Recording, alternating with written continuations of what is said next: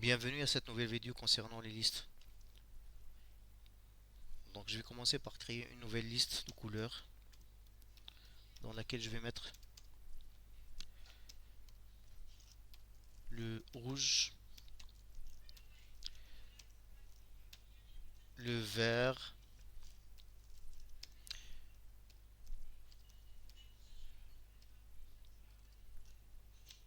et le bleu.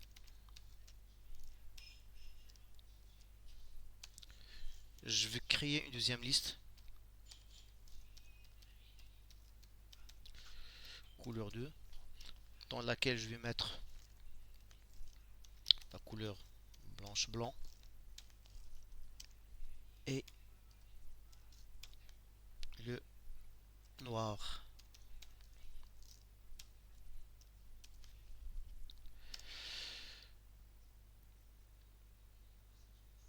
Donc on peut concaténer les deux listes de la façon suivante.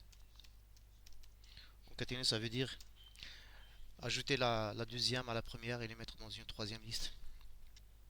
Ou pour en créer une troisième liste. Donc que je vais nommer couleur 3. Donc on va mettre couleur plus couleur 2.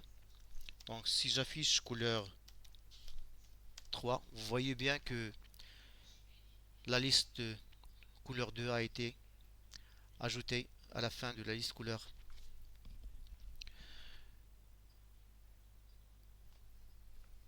Si j'affiche couleur,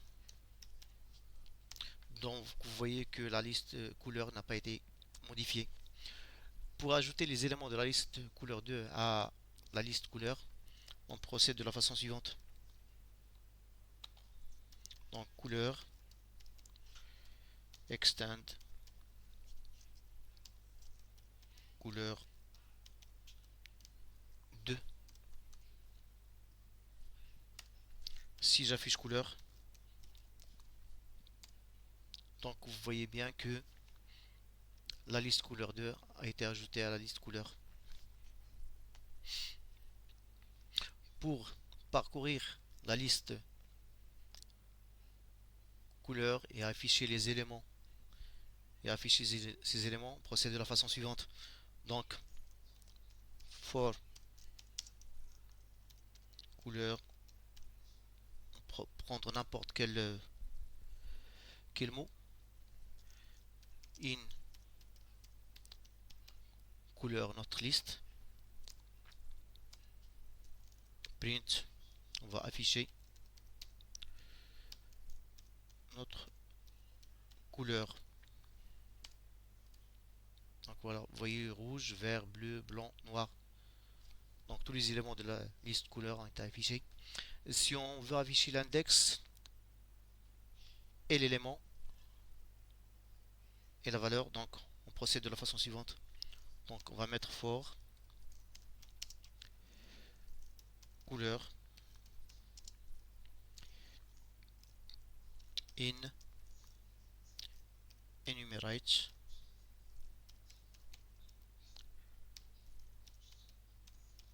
couleur notre liste, print pour afficher notre élément, print. Donc on voit bien que ça nous affiche l'index et la couleur, c'est-à-dire la position et la couleur. Il y a une autre fonction que je pense peut vous être utile. C'est une fonction qui permet de trouver toutes les permutations possibles d'une liste. Donc pour procéder, donc je vais d'abord commencer par créer une liste de nombres. Donc je vais mettre juste 1, 2, 3. Et je vais importer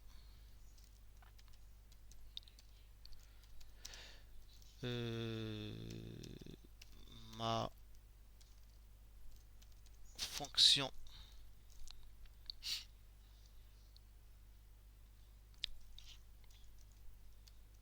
import permutation du module EtherTools. Donc pour afficher toutes les permutations possibles de la liste nombre 1, c'est-à-dire de 1, 2, 3, on procède de la façon suivante. Donc je vais écrire liste permutation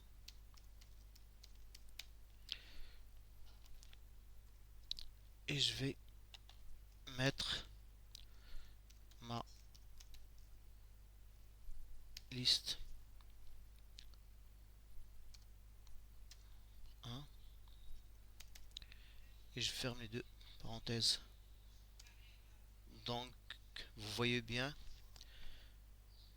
que ça m'affiche toutes les permutations possibles de 1, 2, 3. Donc vous voyez que j'ai 1, 2, 3, 1, 3, 2, 2, 1, 3, 2, 3, 1, 3, 1, 2, 3, 2, 1. Je vais vous montrer aussi comment déclarer une liste à plusieurs lignes et à plusieurs colonnes. Donc on va commencer par déclarer une liste à 3 colonnes et 4 lignes. Donc pour ce faire, on procède de la façon suivante. Donc je vais créer une liste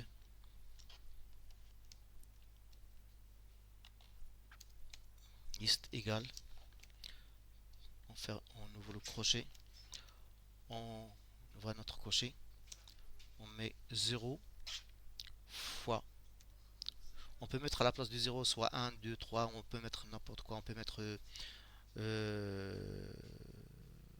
un chiffre, une lettre, tout ce que vous voulez, fois 3, le nombre de colonnes, for in range. Donc on peut prendre le nombre de, donc un intervalle. Donc range ça veut dire de 1 à 4.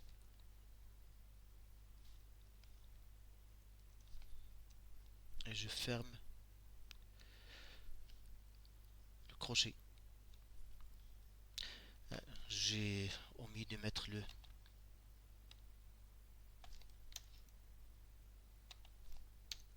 un élément ici.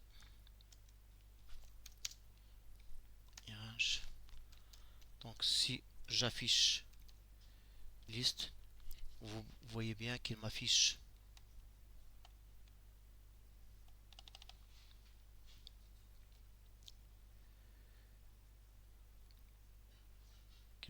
une liste de 3 colonnes et 4 lignes. Pour insérer un élément dans la liste à plusieurs dimensions, donc on procède de la façon suivante. Donc par exemple je vais remplacer l'élément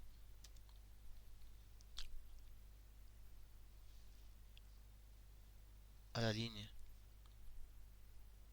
1,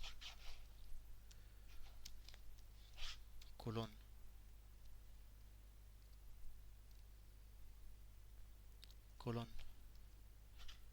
2 par 4. Donc si j'affiche liste, vous voyez bien que l'élément 1 de la liste, l'élément donc 1 ça veut dire la deuxième ligne et 2 ça veut dire la troisième colonne de la deuxième ligne, c'est-à-dire l'index 2, ça correspond à la troisième colonne. Donc je vous remercie pour avoir suivi cette vidéo. Si vous avez des suggestions ou des propositions ou des commentaires, n'hésitez pas à les faire. Si vous aimez ma vidéo, donc veuillez cliquer sur aimer. Abonnez-vous à ma chaîne. Merci. Au revoir.